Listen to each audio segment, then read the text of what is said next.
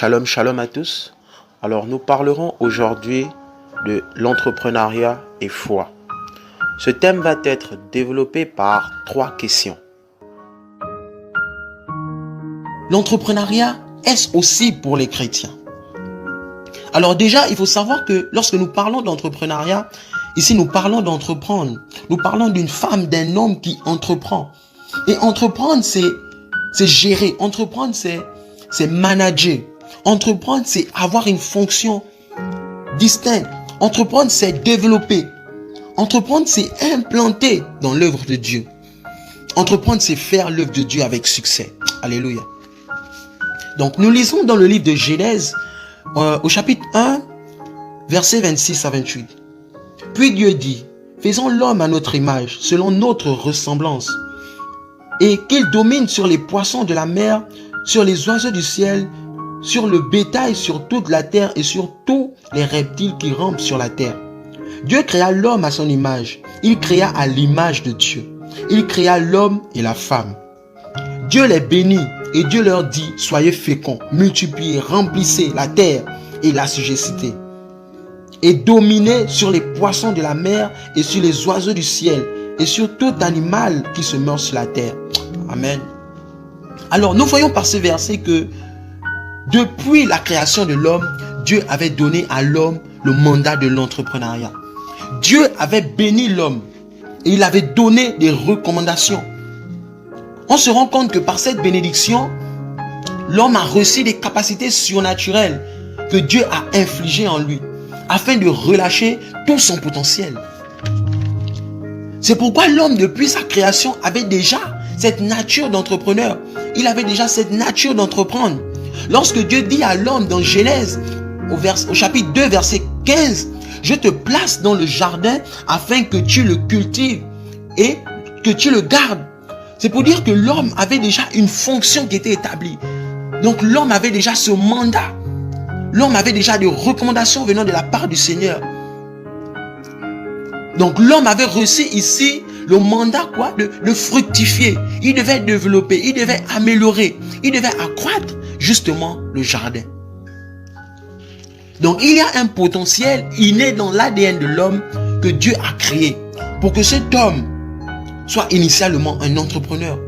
Nous avons été créés à l'image de Dieu. Donc nous avons cet ADN en nous. Alléluia. Nous, en tant qu'enfants de Dieu, en tant que créatures, en tant que fils et filles du royaume, en tant qu'héritiers, nous devons sérieusement nous impliquer dans le domaine de l'entrepreneuriat.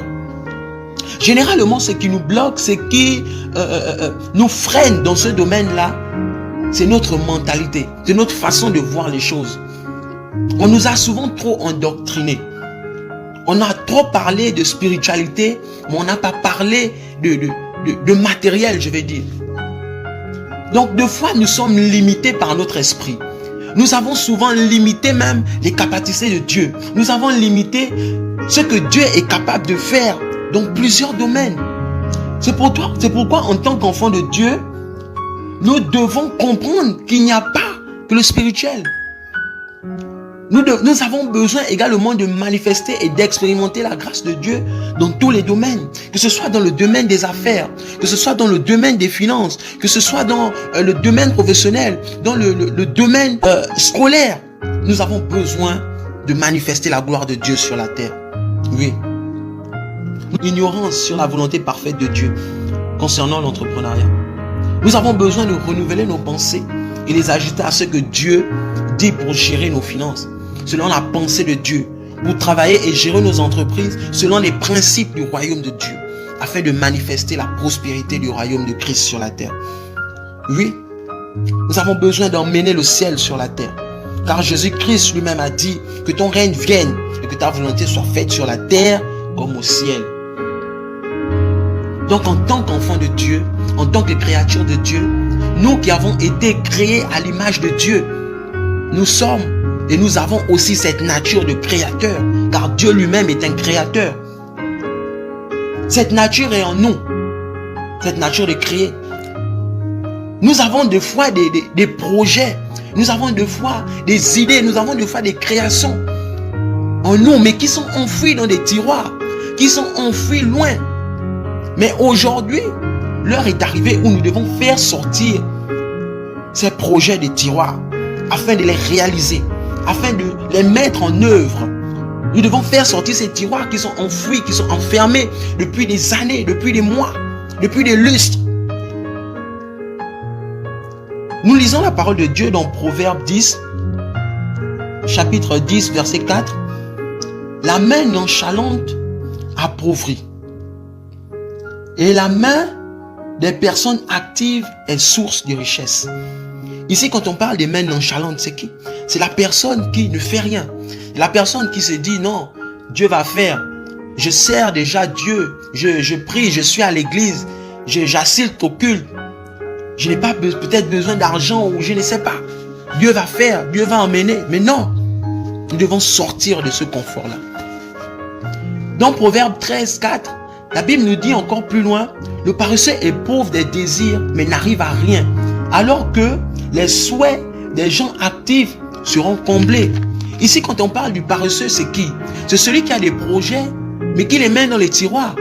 C'est celui à qui Dieu a donné des dons. C'est celui à qui Dieu a donné des talents. C'est celui qui a reçu une capacité, des capacités venant de la part du Seigneur, qui doit les utiliser pour l'œuvre, pour servir le royaume.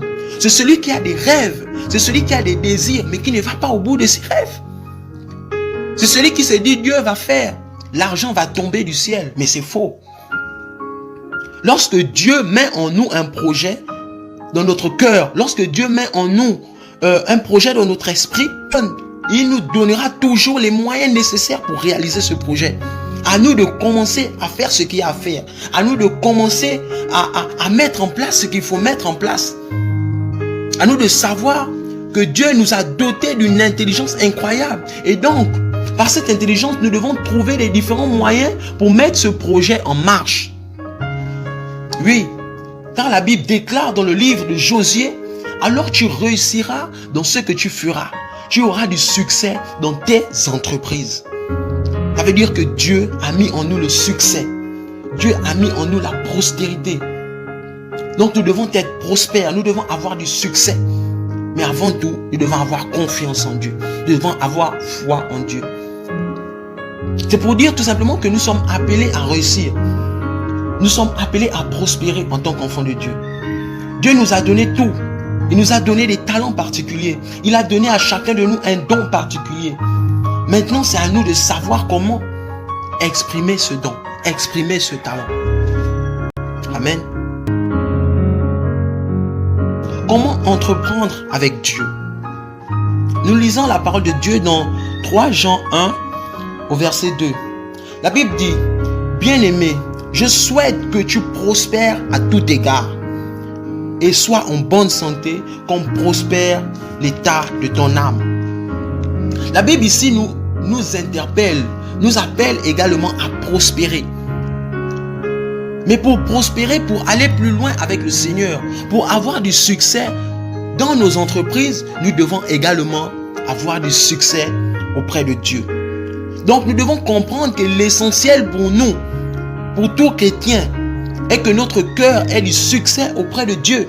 Car la Bible dit, tu prospéreras dans tes entreprises comme prospère l'état de ton âme. Donc notre âme doit d'abord prospérer. Pour que notre âme puisse prospérer, nous devons connaître Dieu. Nous devons marcher selon la parole de Dieu. Car Dieu voit au cœur. Dieu regarde si ton cœur est bon. Dieu regarde la qualité de ton cœur. Dieu regarde ce que tu manifestes en toi. Le caractère de Christ que tu dois manifester sur la terre. Une fois que l'on a commencé à prospérer au niveau de notre âme, on peut alors aller plus loin au niveau de la prospérité avec Dieu. Amen. Ici, lorsque je parle également d'avoir du succès auprès de Dieu, c'est pour nous dire tout simplement que la chose la plus importante est de préserver notre cœur. La chose la plus importante pour nous est de préserver notre cœur, plus que toute autre chose. Donc avoir un cœur sincère devant Dieu, avoir un cœur sincère devant le Seigneur. Car un projet peut de fois même nous éloigner de Dieu. Oui, un projet peut nous éloigner de Dieu. L'argent peut nous éloigner de Dieu. Nous pouvons aller à l'église, prier pour la prospérité, prier pour avoir des millions. Lorsque nous avons l'argent, nous pouvons quitter même l'église. Nous pouvons venir, mais plus régulièrement au culte. Donc un projet également peut nous éloigner de Dieu. C'est pour ça que la Bible nous recommande de prospérer dans notre âme. Alléluia. C'est pourquoi nous devons toujours consulter le Seigneur. C'est pourquoi nous devons toujours aller vers Dieu pour savoir si ce que je fais, est-ce que ça glorifie Dieu? Là où je décide d'entreprendre, est-ce que ça glorifie Dieu? Car la Bible dit qu'il y a beaucoup de projets dans le cœur de l'homme, mais les seuls desseins de l'Éternel s'accomplissent. Donc tu peux avoir beaucoup de projets dans ton cœur, mais seul ce que Dieu a prévu pour toi va s'accomplir. Amen. Nous devons être en mesure de discerner si ces desseins sont inspirés par Dieu. Nous devons être en mesure d'être totalement sûrs afin de marcher dans sa volonté. Alors l'autre point pour entreprendre avec Dieu, nous devons également détecter nos talents. Oui, nous avons des talents que Dieu a mis en nous. Nous avons des talents, des dons que Dieu a mis en chacun de nous. Nous devons savoir où Dieu veut nous emmener. Dans quel domaine je dois entreprendre. Tout part d'abord d'une idée. En tant qu'enfant de Dieu, nous devons avoir une vision lointaine. Toujours avec cet état d'esprit de créativité. Lorsque nous lisons dans Matthieu 25, versets 15 à 16, la Bible dit, il donna 5 talents à l'un, 2 à l'autre et 1 au troisième. À chacun selon sa capacité. Et il partit. Aussitôt, celui qui avait reçu les 5 talents s'en alla, le fit valoir et il gagna 5 autres talents. C'est pour dire que tout le monde n'est pas appelé à avoir les mêmes talents. Tout le monde n'est pas appelé à avoir les mêmes dons. Mais Dieu nous donne une capacité par rapport à ce dont nous sommes capables de faire. Donc il y a en nous, lorsque nous recevons des talents, lorsque nous recevons un don venant de la part du Seigneur, il y a ce développement au niveau des talents. Il y a cette manière de fructifier, oui. Celui qui a reçu 5 talents a pu fructifier, il a pu développer. Et c'est là où on voit encore que si on est capable de se former et de s'instruire, on va pouvoir aussi développer les talents que Dieu nous a donnés. Donc, de cette même manière, si Dieu nous donne un projet, c'est bien de le valoriser et en s'instruisant et en se formant. Car si on veut monter notre business, on doit connaître et pouvoir maîtriser le domaine dans lequel nous sommes. C'est comme une personne à qui Dieu a dit, toi, je te bénis dans la restauration, je te bénis dans la cuisine. Tu vas ouvrir un restaurant. Toi, c'est ça, c'est ça. Qu'est-ce qu'elle va faire? Elle va s'informer. Elle va chercher à savoir comment mettre en place le projet. Elle va chercher à s'informer sur la matière, donc sur la cuisine. Bien qu'elle a reçu le don de cuisine, elle sait préparer, mais elle va encore confectionner d'autres menus. Elle va s'instruire en allant peut-être dans une école de cuisine, en allant vers les autres, vers d'autres femmes qui savent cuisiner. C'est ça. Nous devons nous former lorsque Dieu nous donne un don. Nous devons apprendre, nous devons nous instruire encore davantage. Ici, un autre moyen pour entreprendre avec Dieu, on doit également s'appliquer dans ce que nous faisons. C'est pas parce que tu crois en Dieu, c'est pas parce que tu es enfant de Dieu que tout sera parfait, que tout sera bon. Oui, tout ne sera pas bon car nous sommes des hommes. C'est vrai, nous avons le Saint-Esprit qui nous inspire. Mais nous avons également nos propres actions à mener. Nous avons également nos propres actions que nous portons. Donc nous devons faire l'œuvre avec amour. Nous devons également être passionnés de ce que nous faisons afin que cela prospère. Le plus important pour nous, ce n'est pas le chiffre d'affaires que nous allons générer ou les mérites que nous allons ou que nous pouvons avoir. Mais le plus important pour nous, c'est de se dire que j'ai bien fait ce que Dieu m'a demandé de faire. J'ai bien fait ce pourquoi j'ai été appelé. C'est pourquoi nous devons toujours nous appliquer. Nous devons toujours croire en ce projet. Nous devons toujours croire effectivement que Dieu a mis l'intelligence nécessaire pour accomplir ce projet. Car beaucoup, lorsqu'ils ont des projets, se disent Dieu va faire. Dieu va ouvrir les portes, etc. Mais non, non. Nous avons aussi notre part de responsabilité à l'intérieur. C'est pourquoi un bon entrepreneur n'est pas forcément quelqu'un qui a des diplômes. Mais un bon entrepreneur, c'est celui qui travaille avec la ligne de sa vie, qui travaille avec la ligne de ce qu'il a reçu. Donc, celui qui regarde à ce qu'il a reçu de Dieu depuis étant petit. Donc, il faut regarder au-dedans de nous. Il faut rechercher ce que Dieu a mis en nous.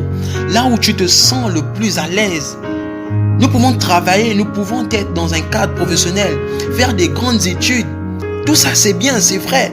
Mais deux fois même, nous ne sommes pas passionnés par ce que nous faisons. Deux fois, nous sommes passionnés par autre chose.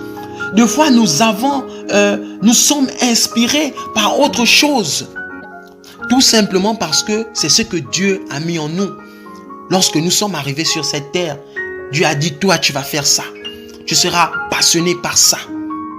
Et donc, c'est tout simplement pour dire que nous devons associer nos compétences professionnelles à nos compétences personnelles.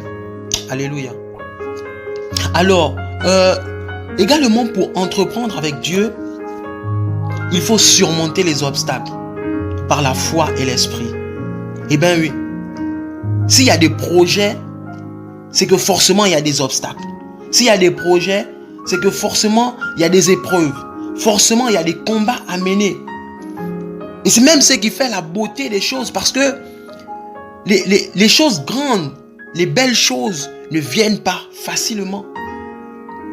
C'est ce qui nous permet encore de manifester notre foi en Dieu.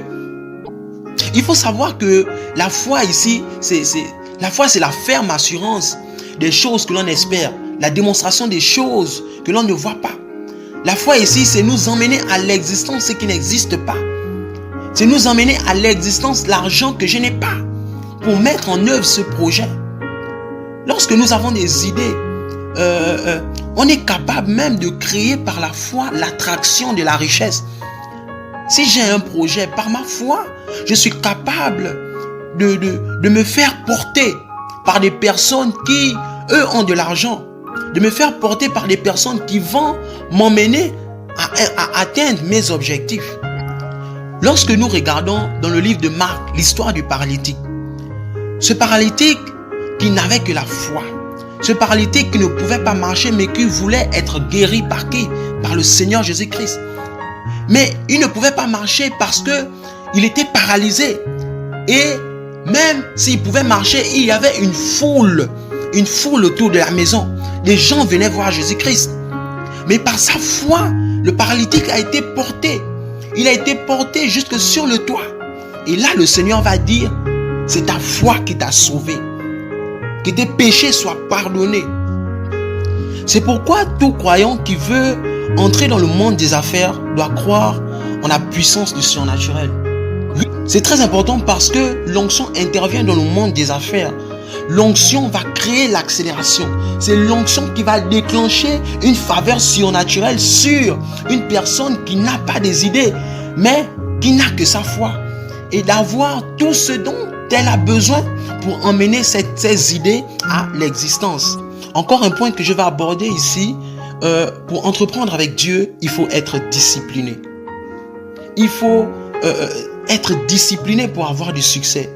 Ici, quand je parle de discipline, je parle de l'ensemble des choses que je dois faire et non l'ensemble des choses que je veux faire. Parce qu'il y a une différence entre ce qu'on doit faire et ce qu'on veut faire. Donc, beaucoup de personnes ne réussissent pas en affaires parce qu'ils manquent de discipline. Ils font ce qu'ils veulent faire. Mais nous devons faire ce dont nous sommes appelés à faire. Alléluia.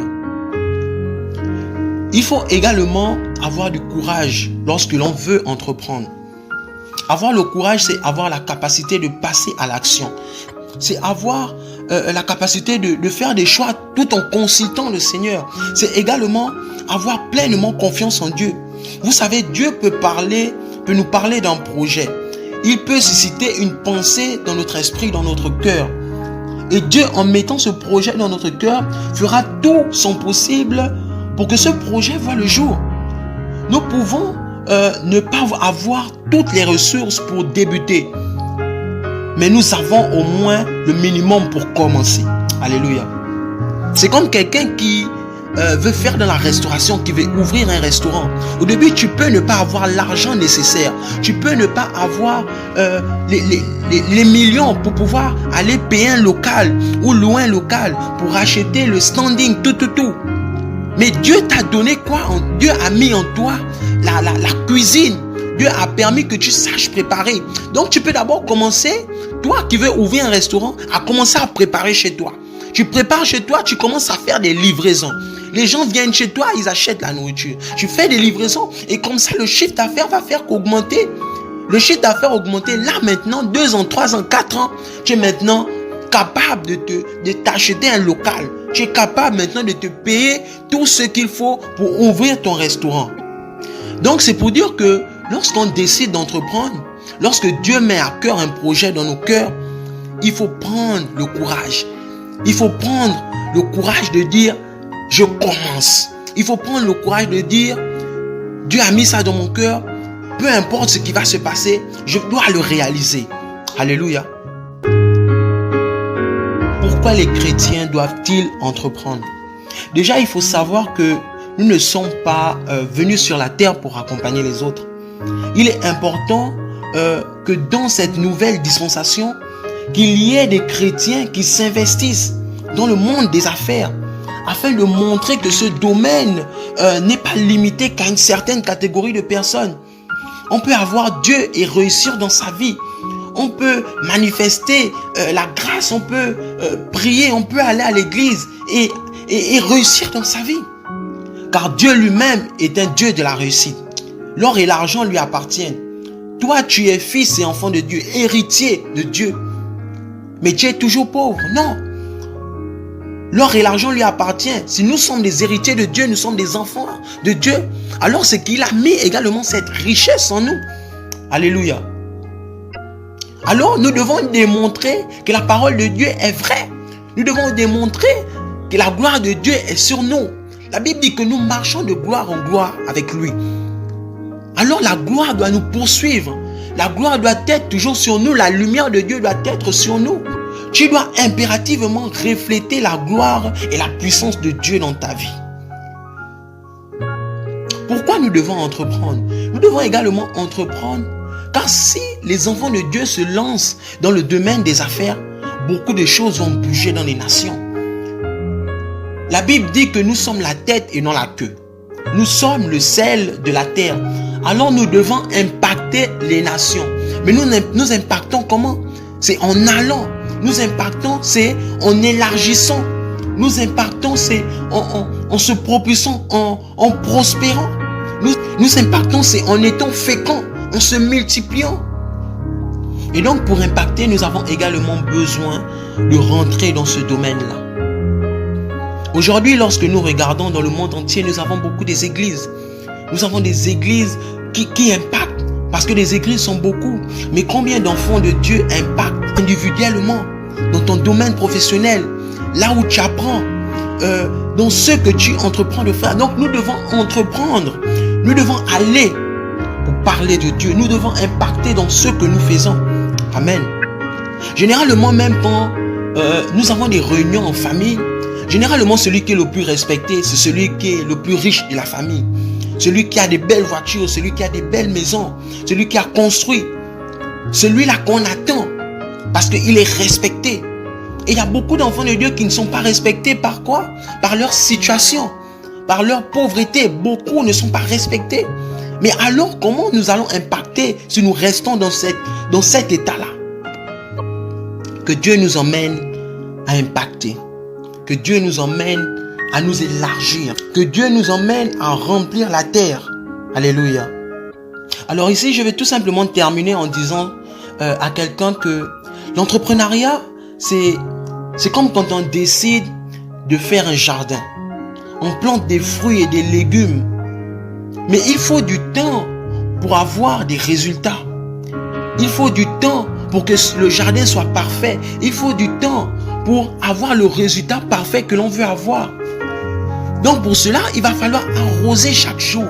Il va falloir que tu te lèves chaque matin pour que tu viennes arroser, que tu nettoies, que tu déracines les mauvaises herbes. Il faut du temps. Mais si on décide d'arrêter d'arroser, si on décide d'arrêter de prendre soin de notre jardin, les plantes vont finir par mourir. C'est pareil lorsque l'on décide d'entreprendre. On peut se lancer dans un projet et ne pas avoir des résultats au début. On peut se lancer dans un projet, au début tout va mal, tout est compliqué. Pendant plusieurs mois, pendant voire 1 an, 2 ans, on n'a pas de résultats. Mais j'aimerais dire à quelqu'un qu'il ne faut pas baisser les bras, qu'il faut continuer d'arroser, il faut continuer de nettoyer, il faut continuer de prendre soin par rapport à ce que tu as commencé à faire. Il faut toujours persévérer. Il faut avoir foi en Dieu. Il faut avoir confiance en Dieu. Alléluia. Au-delà de ce que tu fais, c'est vrai. Tu ne vois pas les résultats. Mais il y a un travail qui se fait en amont. Le Seigneur est là pour travailler. Il y a un travail spirituel qui se fait. Que Dieu est en train de préparer. Les plantes que toi tu ne vois pas germer au fond du sol, ces plantes sont en train d'envoyer les racines au plus profond de la terre. Et lorsque ces plantes vont commencer à germer, tu seras surpris toi-même de ton travail. Tu seras le premier à être surpris de ton travail. Alors mon frère, alors ma soeur, toi qui as décidé d'entreprendre, toi qui veux entreprendre, continue, ne te décourage pas, persévère. Ne baisse pas les bras. Peu importe les critiques que tu vas recevoir, même si les gens vont te dire ce que tu fais, il n'y a pas de résultat. Tant que cela vient de Dieu, persévère. Tu dois croire qu'il y a un Dieu qui était avec Abraham, un Dieu qui était avec Isaac, un Dieu qui est avec Jacob. Et ce même Dieu qui reste le même à jamais est aussi avec toi. Que Dieu vous bénisse.